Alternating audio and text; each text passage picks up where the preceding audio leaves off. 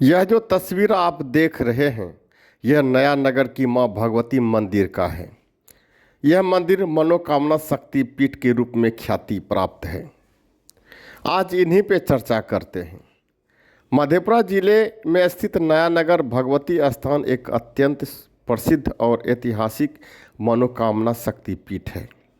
यह मंदिर न केवल कोसी क्षेत्र बल्कि पूरे बिहार, झारखंड और नेपाल के श्रद्धालुओं के लिए गहरी आस्था का केंद्र है। यहाँ माता दुर्गा की प्रतिमा बिना किसी अस्त्र शस्त्र के अभय मुद्रा में विराजमान है। माता की चारों में से दो भुजाएं दिखाई देती हैं। माता का श्रृंगार और पूजा मुख्य रूप से श्रीखंड चंदन से होती है। महाअष्टमी की रात को विशेष रूप से रक्त चंदन से पूजा की जाती है। मंदिर का स्वरूप अष्टभुजाकार यानी 8 कोनों वाला है और इसके शीर्ष पर अष्टदल कमल स्थापित है। प्रत्येक सोमवार और शुक्रवार को पुजारी द्वारा भक्तों को पान खिलाकर मन्नतें मांगने की विशेष रस्म पूरी की जाती है। पहले यह मंदिर एक घने वन क्षेत्र यानी श्रीखंड चंदन के जंगल में स्थापित था। मंदिर से जुड़े हुए इतिहास के अनुसार यह मंदिर त्रेता युग में स्थापित हुआ था। इस संबंध में गीता प्रेस गोरखपुर द्वारा प्रकाशित महाशक्ति विशेषांक में बताया गया है कि उदाकिशुर प्रखंड क्षेत्र स्थित नया नगर में मां भगवती की एक प्राचीन मंदिर है। इससे मां भगवती की मूर्ति स्थापित है। यह प्रतिमा भगवान विष्णु द्वारा स्थापित की गई थी। धार्मिक मान्यताएं एवं किंवदंतियाँ तो कई हैं, जिसमें एक यह भी है कि माता दुर्गा की प्रतिमा का निर्माण राजा चंद्रगुप्त द्वितीय के शासनकाल में हुआ था। प्रारंभिक काल में इस मंदिर की व्यवस्था किसी राजा राजदेव द्वारा की जाती थी।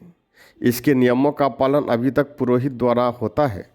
पूजा अर्चना दुहाई राजा राजदेव की कहकर आरंभ किया जाता है। यहाँ काले पत्थर की मूर्ति आपरूपी है, जिसकी प्राण प्रतिष्ठा भगवान विष्णु ने की थी। माँ भगवती सिंह के ऊपर एक कमल आसन पर विराजमान है। माँ भगवती के प्रांगण में बलि देने की वर्षों पुरानी प्रथा है।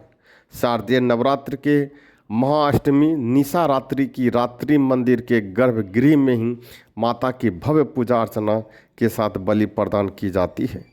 गर्भगृह में ही एक मिट्टी के बर्तन में बलि प्रदान के दौरान निकलने वाले रक्त को एकत्रित कर रखा जाता है। तत्पश्चात उस रक्त को चंदन के साथ भक्तों को लगाया जाता है। पहले यह मंदिर वन प्रांत में अवस्थित था, जिस कारण यहाँ चारों ओर श्रीखंड चंदन का वन था, जो अब भी गांव में विभिन्न स्थानों पर पाया जाता है।